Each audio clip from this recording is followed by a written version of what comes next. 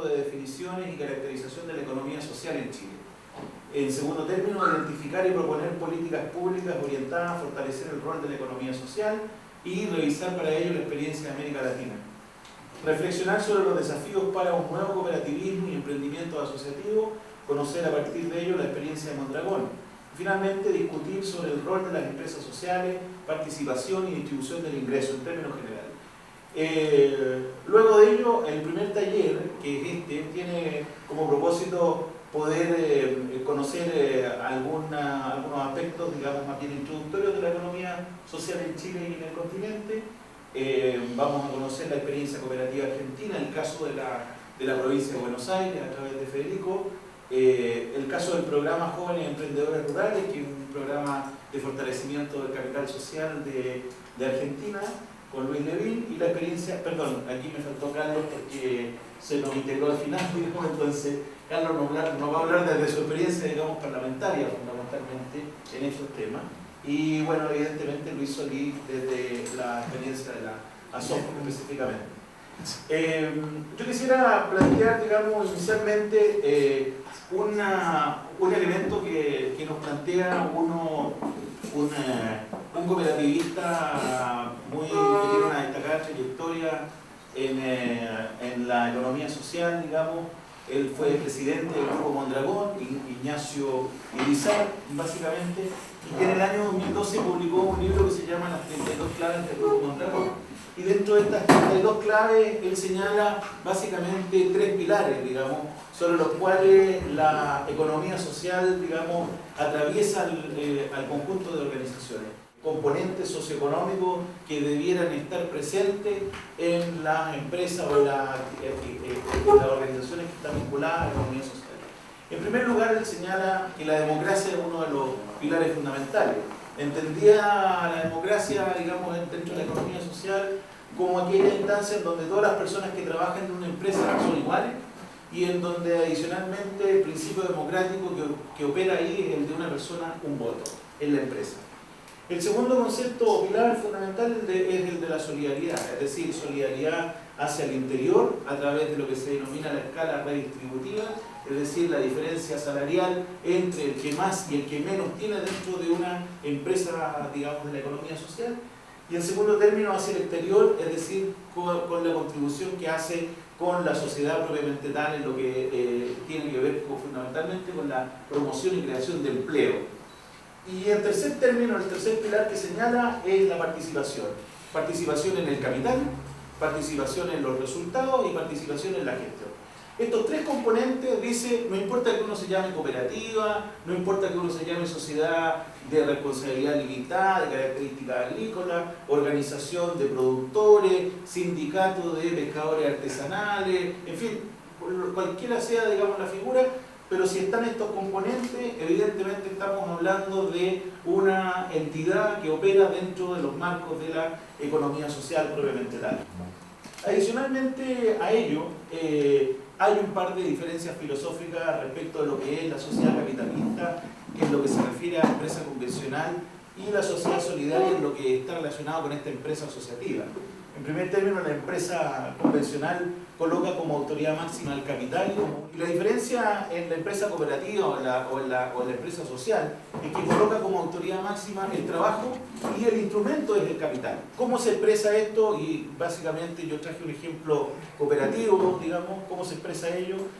Una sociedad de capital tiene más o menos, digamos, esta estructura, están los propietarios y por lo tanto una asamblea de propietarios o accionistas, tienen un consejo de administración, este consejo de administración eventualmente define una gerencia, directores, etc. Y están los trabajadores, digamos, de esta organización. En una sociedad cooperativa de trabajadores o de trabajo propiamente tal, está básicamente la misma estructura, pero con una diferencia, digamos, fundamental, que la plantilla de trabajadores está constituida fundamentalmente por socios de la empresa, los cuales son los propietarios específicamente de la organización. Y el consejo de administración deja de ser consejo de administración para transformarse en un consejo rector.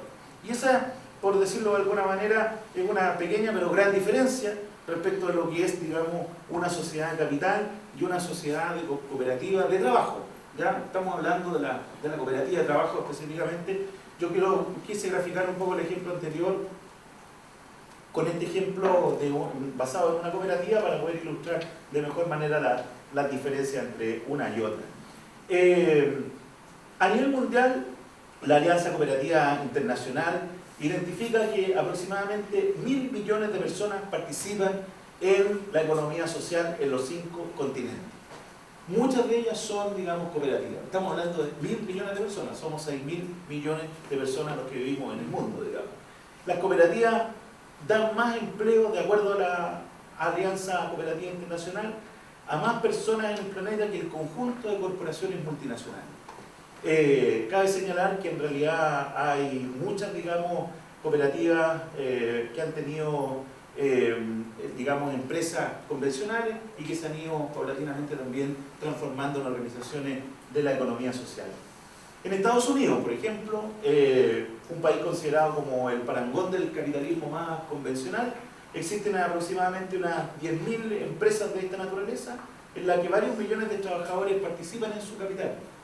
No solamente son cooperativas, sino que son organizaciones en las cuales el trabajador define la gestión, participa en los resultados y evidentemente define cuál es el modelo de organización que quieren.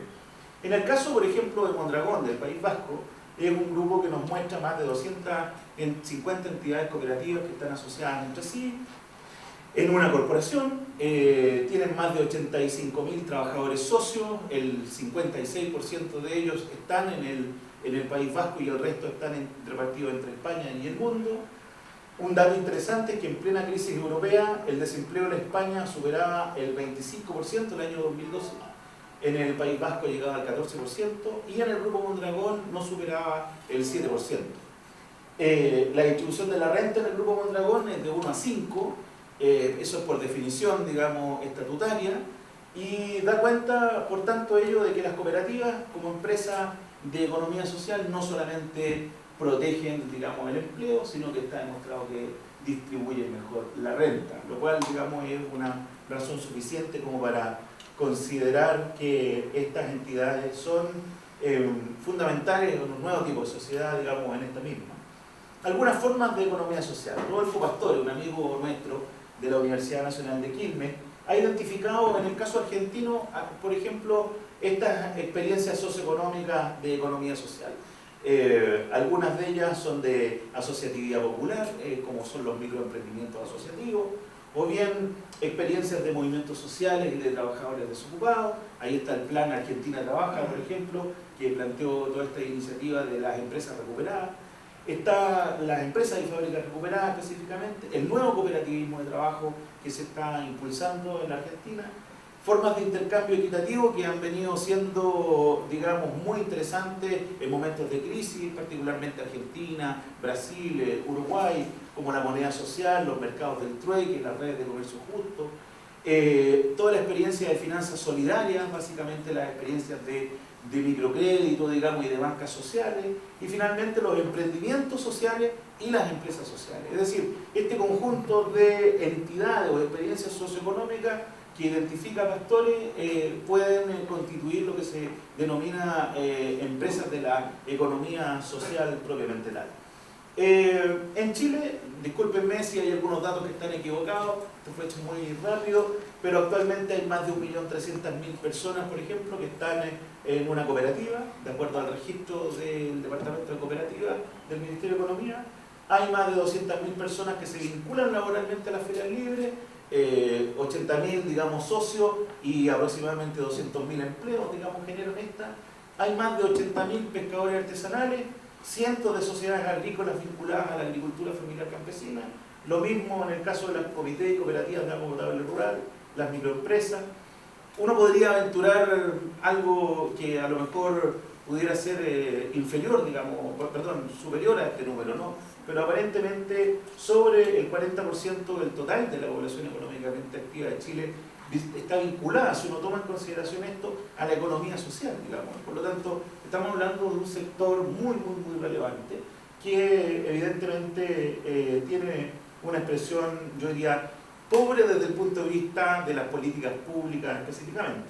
Hay aproximadamente 500 sociedades mutuales.